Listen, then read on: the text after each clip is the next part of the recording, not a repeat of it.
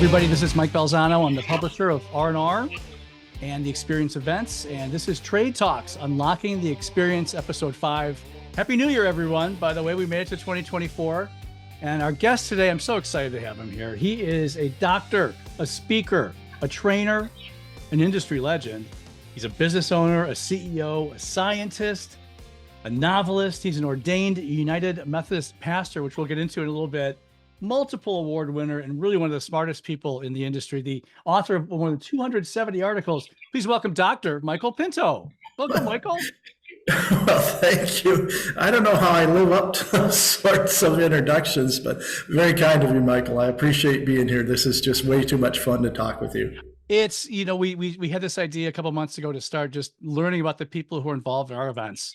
And you've been a stalwart for so many years, and that was an easy. You're on my hit list early, and so thank you for saying yes to coming on so soon.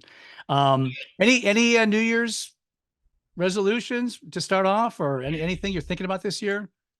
Well, I think we're going to chat about this in a little bit more detail in a few minutes, but we're transitioning at Wonder Makers. We have actually sold Wonder Makers, and we're in the process of finishing up the sale portion of the manufacturing part of the business.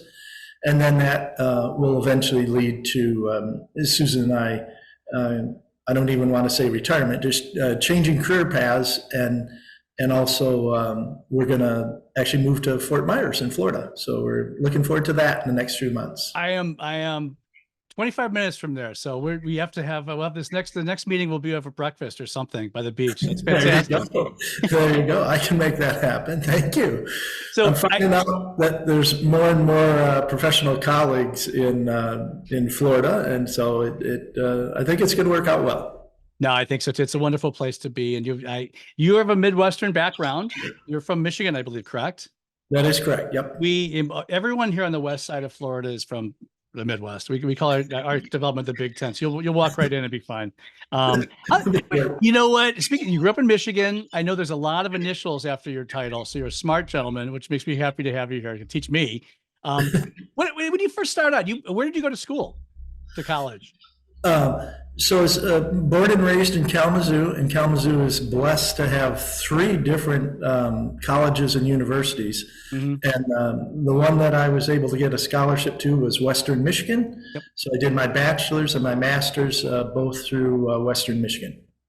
Oh, that's great. And I think that, hold on one second, sir. Something's going on with my computer, fun live stuff.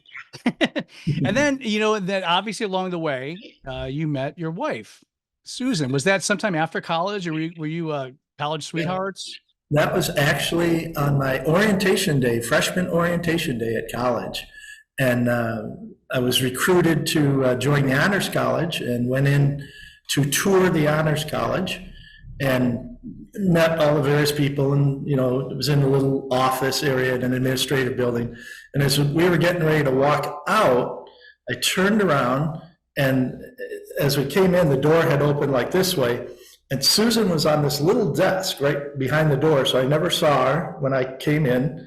And as I'm walking out, I see this vision of loveliness sitting there putting labels, the old sticky labels on newsletters to get them out the door. Yep. And she had been, hired by the Honors College as a staff assistant there. And it was the first time I saw her. I got introduced to her and assumed that she was way above my station. Yep. But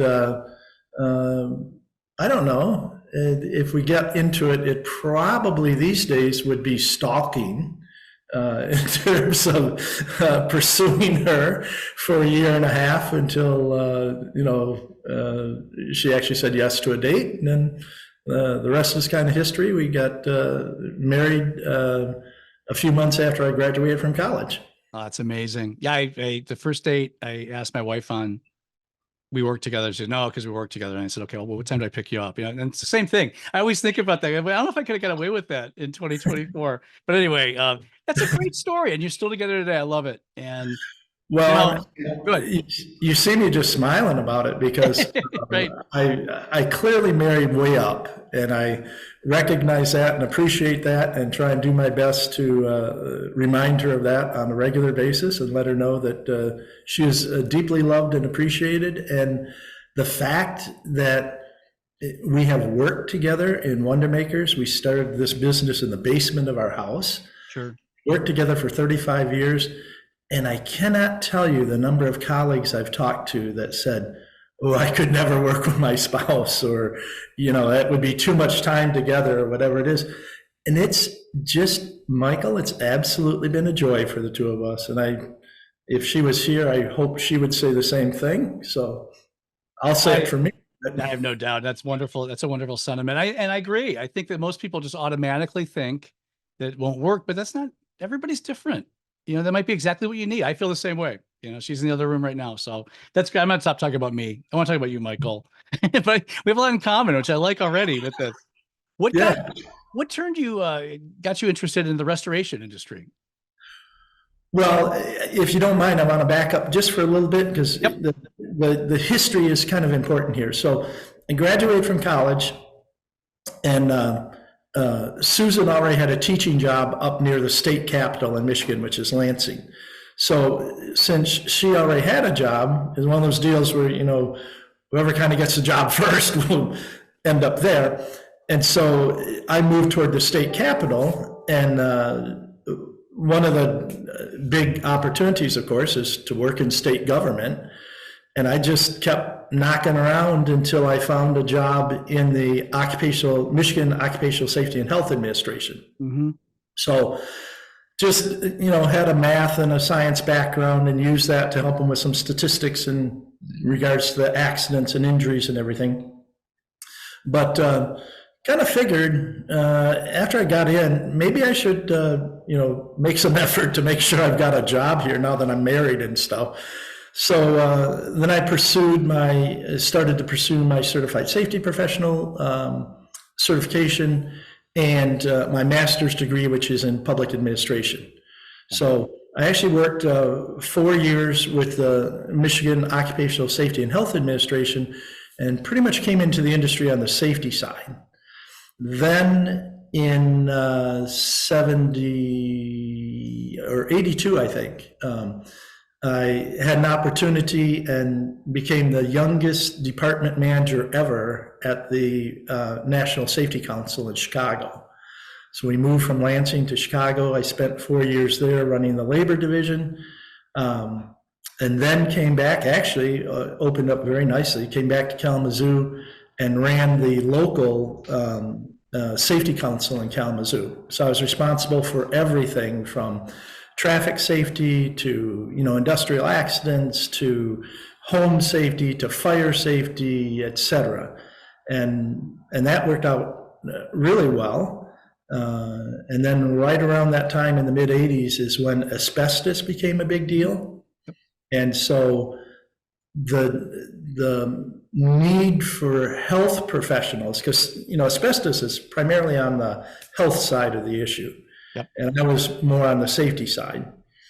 But the regulatory push and the need for people to work in that area was so great that I migrated over, strictly from safety to kind of the safety and health side, and was helping on the asbestos side. Got it. And quite honestly, that's where Wonder Makers came from. Mm-hmm. So I'm working at the Safety Council, putting on seminars for asbestos, working with consultants to do training and that sort of stuff.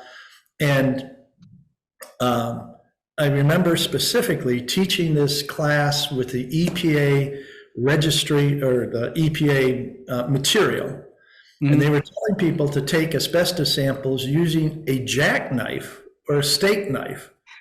And you poke it into the insulation, and you make like a triangle shaped cut, and then pry it out. And I don't know if anybody's old enough, other than you and I in the audience here, to remember what film canisters were. You used to get your film for your camera, and they'd come in little canisters, and they'd have snap tops on it. And that's what the EPA was suggesting, to actually pry a suspect asbestos material out into a film canister or a Whirl-Pack bag that you then had to like swing around to get it to seal. Right. Make it tight. Yep. Yeah. Okay. It's nuts. I mean, and I'm thinking this is supposed to be a dangerous, airborne hazard that now we're creating, maybe where there wasn't a hazard in the first place. And of course, to do all that, they were telling people to do these inspections in full suit and respirator. And I'm thinking to myself, this is freaking crazy. There's got to be a better way to do this. So I started looking around I just had this idea. There's got to be a core sampler, that just cores into the material and then separates from the handle. And it'd be really cool if you could put it right into an airtight container and everything would be cool. And I looked and no one had it. And about the 12th distributor that I talked to that said, we don't carry anything like that, but if you find something, let us know. We'd be happy to carry it. And I was like, poof. I know what I'm looking for. Maybe I should just make it. And literally got a couple of pieces of equipment, put it in the basement of our house, convinced Susan that we should have our 3-year-old at the time run the equipment because that's cheaper than hiring people. And no, that's a joke. I know those. You're very dry. I was like, really? I don't know if it's a joke or not. I think it is. No, but both our kids were involved from the very beginning. And, one thing led to another. We started selling it. It obviously was an idea that made sense to people. People would buy it, and business got started. And then it just grew into 3 different parts or 3 additional parts, because once people would buy the stuff and they'd figure out, I don't know if I know how to use this. So then they'd call us up and say, well, how do you use this? And I'd say, well, you need to take a class. Where they have a class, and start referring them to other classes. And then it's like, well, maybe I've been teaching the classes. Maybe we should just teach the class ourselves. Right. So then we started teaching classes, and then people would come to class and they'd have the equipment and they'd learn in class all of the paperwork that they have to do and all the certifications they have to have and all of that. And then they'd look at us and just say, yeah, this is probably more work than I want. Who do you know that could help me with these inspections? And again, started referring them to other people. And then after a while, it was like, yeah, you know what? We can do these inspections. So we grew the company there. And then finally, people would buy the coring equipment, and then they'd ask us, well, where should we send the samples for analysis? And again, well, this lab's good, et cetera. And then, you know what? We know how to do this. So that was what Wonder Makers ended up. We actually have the hard manufacturing, which is about 45% of the business, and then the inspection side, the training side, and the laboratory side. So that's amazing. And it's been about 35 years, right? You've been doing exactly. This? Yeah. And I love that kind of story. You saw, there's 1 or 2 ways you can go. You could say, I really just want to do this and I'll farm out all those other things, or you could see the opportunity as you and your wife did. Opportunity after opportunity. Let's just do it. Let's call us, right? Exactly. And we're not a huge company or anything. At our largest, we probably had 21, 22 people. And over the years, we averaged about 15 or 16 people over the years after we got started, after the first couple of years, Right. But as I think back, I was getting ready for this interview, I just started thinking of some of the employees that we've had over 35 years and the opportunity that we've given people. And if you don't mind, I got to tell you this story. This is one of the things that makes me maybe too prideful a little bit at Wonder Makers. But, we've just brought a lot of people in over the years, and some of our what we call environmental specialists. These are people that are actually going out and doing the inspections and that sort of stuff. And it's about 22 years ago, we had this young lady, and that was new in the industry to have, women environmental inspectors and stuff. Mm-hmm. So that was kind of exciting. And we got her in, and she was with us for about 2.5 years, just did a great job. And then her husband got a job out on the West Coast, and she had to leave us. And it was like, what? We put all this effort into you and had a thought about her moving up on the management side of things. And so she ended up leaving us. And about 4 months after she left, I got this odd call. And this gentleman says, hey, I'm so-and-so. I'm with ABC Environmental Firm out here in Washington, as in Washington State. Mm-hmm. Okay, how can I help you? He says, oh no, you've already helped me. And he says, I hired Holly, which was the name of the girl. And I'm just calling you to let you know she's the best trained person we have ever hired in our company's history. And I'm going, what? And he literally had decided that he needed to call and tell me that because of just how much we had put into her and how she was such an asset to their organization. So those are the sorts of stories over the years. We've got a million of them, but those are the sorts of stories over the year that make us think maybe we were doing the right thing in terms of trying to take care of our people, trying to take care of our customers. And it goes back to our mission statement, which I'm not ashamed to say is to serve God and our society by helping people solve their environmental safety and health problems. So, if you put the Lord first, I think everything else falls in place. Well, I couldn't agree more. And I think jumping ahead a bit, I want to come back to more on Wonder Makers, but you are, I was very happy to read, a ordained minister. Yes. Which is, I find so many interesting things about these great people in our industry. What led you to that? I mean, you kind of touched on it there before, but. Well, let's pause for a minute. In the Methodist denomination, there's a difference between ordained minister and licensed pastors. Okay. And so, I was a licensed pastor. That means that I didn't necessarily go through seminary because I was working full time. So I was, went through a series of classes. And then the licensed pastors tend to serve smaller churches. Okay. So the church that I served for 16 years was officially a quarter-time position, like, yay, be a minister and try and figure out how to do that as a quarter-time position.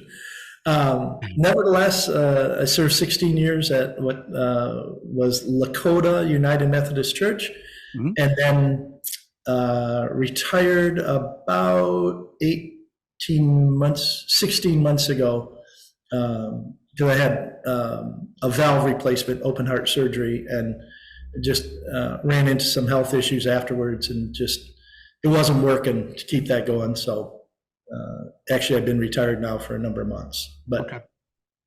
And I served 16 years as the pastor of a small church, had anywhere from 30 to 50 people on an average Sunday.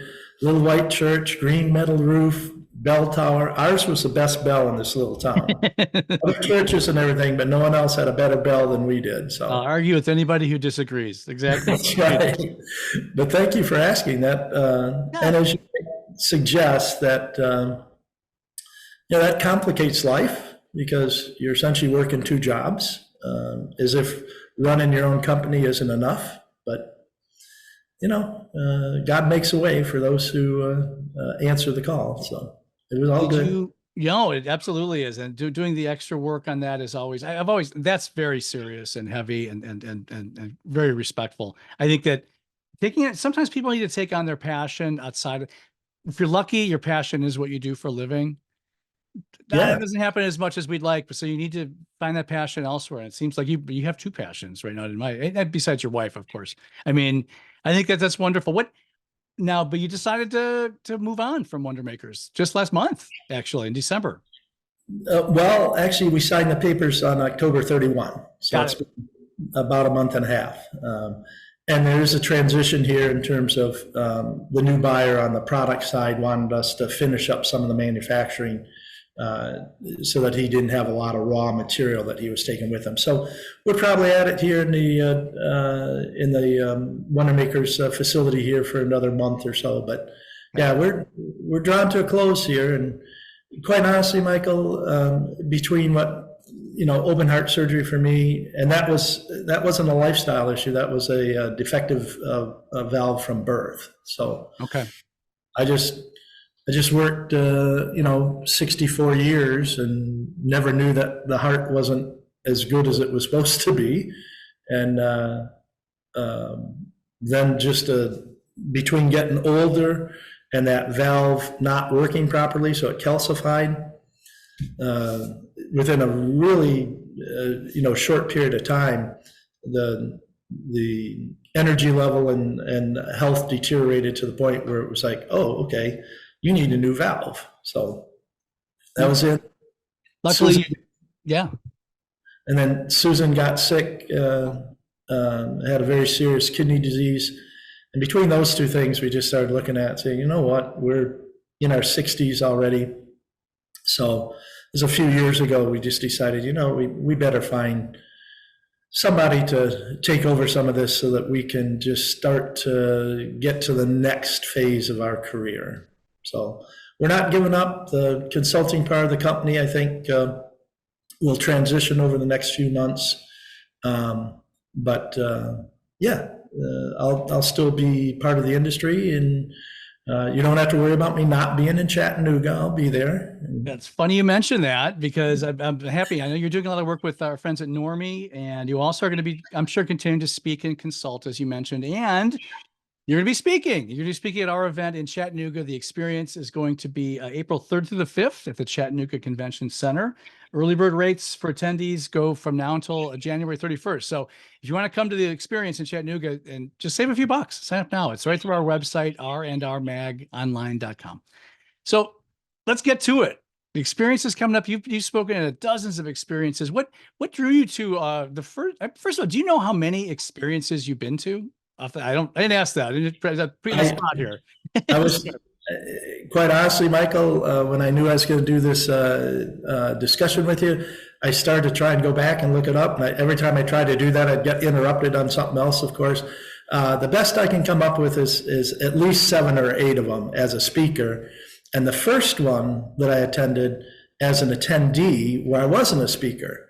And so I guess we can add at least one more attendance to that list. But yeah, I've been blessed to be recognized as somebody who might have something to share with the audience there. And I've been happy to do that. That, again, part of the mission statement is to help people with their environmental health and safety problems. So, I forgot about this last year. One of the first experiences I went to was, I've been to about 3 or 4 now, 2 since we've owned the event. But I remember in Las Vegas, no, it was in Fort Lauderdale next year. I walked into your session about halfway through, and somebody had a bag over their head. I'm like, I didn't want to say, Mike, are you sure this is a good idea? All right, I trust Dr. Pinto. All right, we don't need any.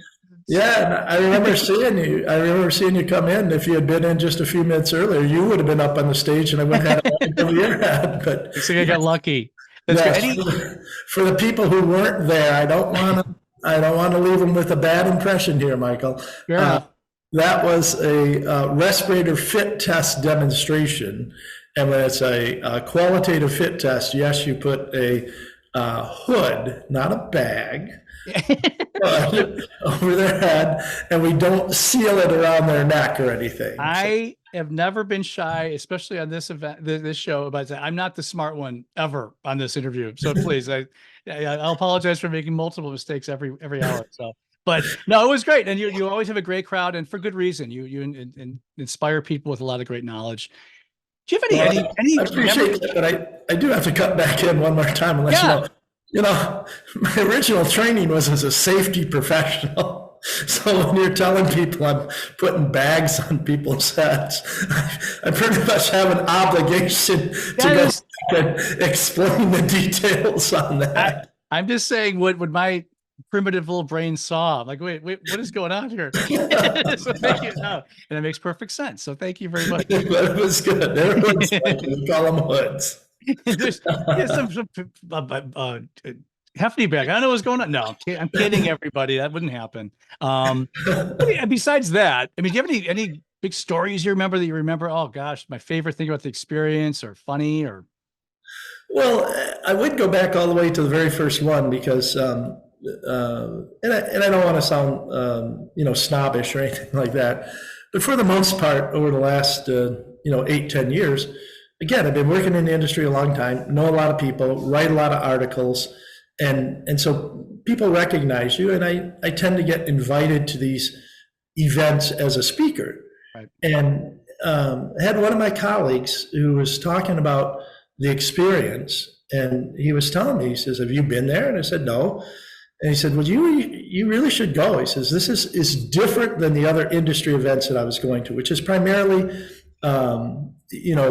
indoor air quality events. Would speak at the Indoor Air Quality Association and the Environmental Information Association and the Restoration Industry Association, and some of those core industry events.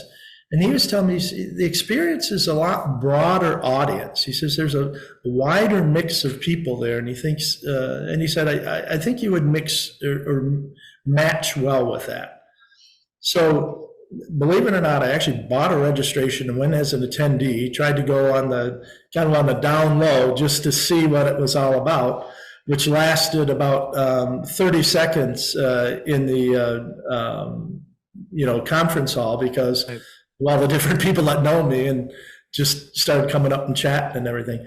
But I did find his description to be so accurate. There was such a mix of cleaning professionals and restoration professionals and indoor air quality people and just building maintenance managers and consultants to that area. A handful, I remember that first one, a handful of some insurance people. Mm-hmm. I just looked at that and said, that is a wider audience than I've seen in virtually any of my other presentations. I mean, I've gone to the National Safety Council show. Obviously, I worked at the National Safety Council. I've been to and spoke at a lot of their annual conferences and things like that. The ISSA, which is the big cleaning show. But in terms of just the mix of people and the ability, if I can kind of draw a pun there, the mix of people and the ability of people to mix at that conference, that first experience, it was like, whoa, I've got to get involved in this. And after that first, and then of course, people were talking to me at that first event and saying, well, when are you speaking? They see me there, when are you speaking? And no, I'm not. It's like, what? So pretty much after that, the last 7 or 8, like I said, I've been blessed to be a speaker, and you guys have continued that tradition. And so here in couple of months, actually, we're getting closer than it seems. I'll be speaking on why cleaners should understand mold sensitized individuals and the marketplace that's there for people to do whole house cleaning. Mm-hmm. So I think that will kind of do exactly what I've been doing throughout my career, which is cross the line. And yes, restoration and remediation people can learn from it, but also just cleaning professionals, whether they be carpet cleaners or house cleaners or whatever. It's going to be fun. I'm very excited about it. Well, obviously, we're very excited to have you. This is great. Thanks for saying that. Yeah, 3 months from yesterday, when this airs, is you're going to be up on stage, and actually, you're going to be speaking twice. You're going to be speaking with our friends from Normie, and also another one on your own on Friday, which is great. I think I'll pin you down. If I'm from the sales side of things. I always talk about the elevator pitches and things like that. I'm coming from Mars. I walk in an elevator. You're standing there. I say, why should I attend this experience? What would the first thing come to your mind be? The first thing that would come to my mind is that if you have anything to do with the building or cleaning industry, meaning, like I said, building management or anything like that, the experience is a great place to be. I think it's an amazing entry into the industry. Mm-hmm. So by comparison, let me just share, I was doing safety and health work and knew very little about the restoration industry.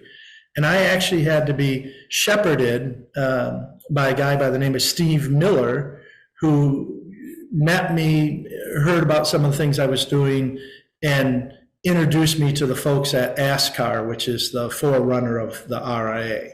Okay.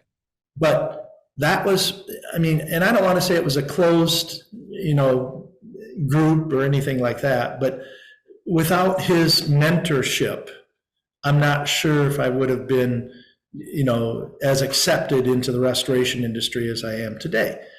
What I've noticed about the experience is that it's great if you know somebody there, and anybody who knows me even from this video and wants to talk to me in Chattanooga, please come up and say hi. I'm thrilled to chat with you. But what I found out about the experience is that you don't necessarily need that introduction. You don't need that sponsor, that mentor, that person who is going to take you around and introduce you to all of the decision makers, so to speak. Mm-hmm. They're all over the place. It is a very open and, as I said, well mixed event, and that's probably what I like about the experience most, and why I like it. And I can't be too loud about this, why I like it more than some of the other. I understand. That I go to. You have to be very Switzerland-esque in this regard. I understand. Yes. But as long as you say nice things about us, and I know you mean it. That means a lot to us. We took over the event. We're in charge of this one, and I've said many, many times. I talked to Mr. Cooper in Las Vegas on the way out the door, and I told him, I don't know if I'm going to be here for 6 months or 60 years, but I'm going to do the best I can to maintain the high quality that they started, because they put their heart and soul into it. It's a family atmosphere. It's fun.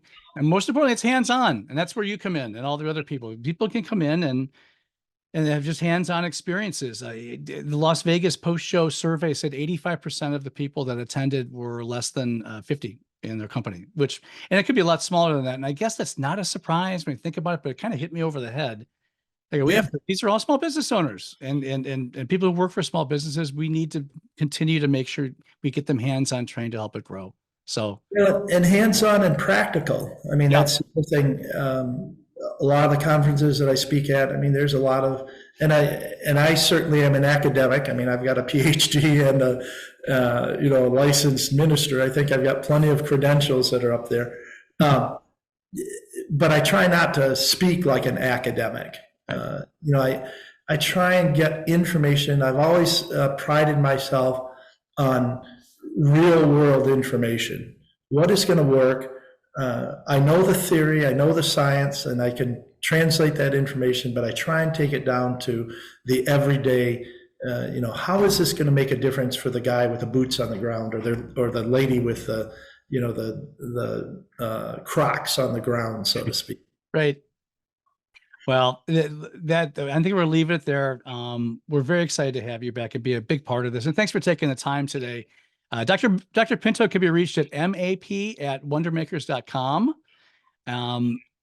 Please make plans to attend the experience April 3rd through the 5th in lovely Chattanooga, Tennessee. You can register through our website, randrmagonline.com. Early bird registration rates are available now through January 31st. So you'll get those good rates if you want to come and join us.